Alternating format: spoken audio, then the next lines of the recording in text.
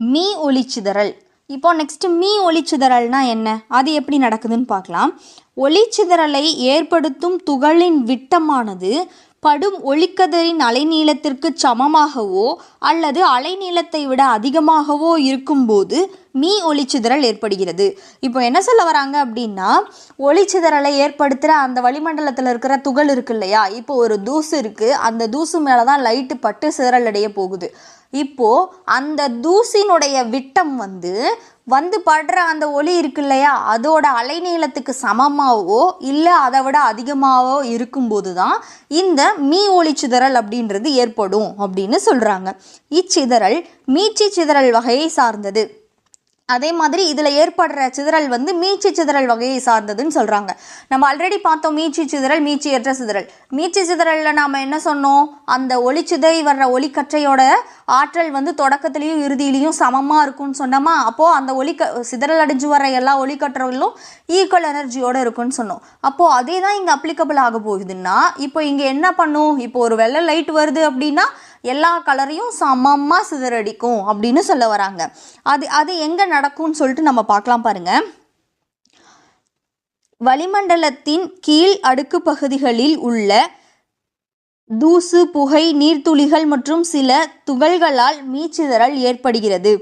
இப்போ என்னன்னா, இந்த மீச்சி சிதறல் வகையை சேர்ந்ததுன்னு நாம் சொல்கிறோம் இல்லைங்களா, இது இதில் நடைபெறுற இந்த சிதறல் ஒளிக்கதிர்களோட அலைநீளத்தை சார்ந்ததா அப்படின்னு கேட்டால் கிடையாது. இவ்வளோ அலைநீளத்தில் இருந்தால் தான் இது அதெல்லாம் கிடையாது.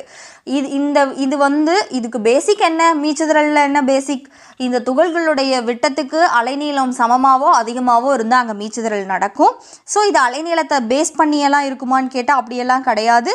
அதே மாதிரி இது எங்கெங்கே நடக்கும்னா, நம்ம வளிமண்டலத்தோட கீழடுக்கு பகுதியில், வளிமண்டலத்தில் நிறைய அடுக்குகள் இருக்கு இல்லையா, அதில் கீழடுக்கு பகுதியில், அதாவது நம்ம இருக்கிற இந்த பகுதியில் தூசு, புகை, நீர்த்துளி, அதுக்கப்புறம் வேறு ஏதாவது துகள்கள், இந்த மாதிரியான இடங்கள்ல தான் நடக்கும்.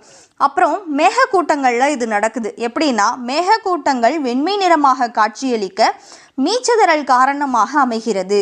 வெள்ளொளியானது மேகத்தில் உள்ள நீர்த்துளிகளின் மீது படும்போது அந்நீர்த்துளிகள் அனைத்து நிறங்களையும் சமமாக சிதறலடைய செய்கின்றன.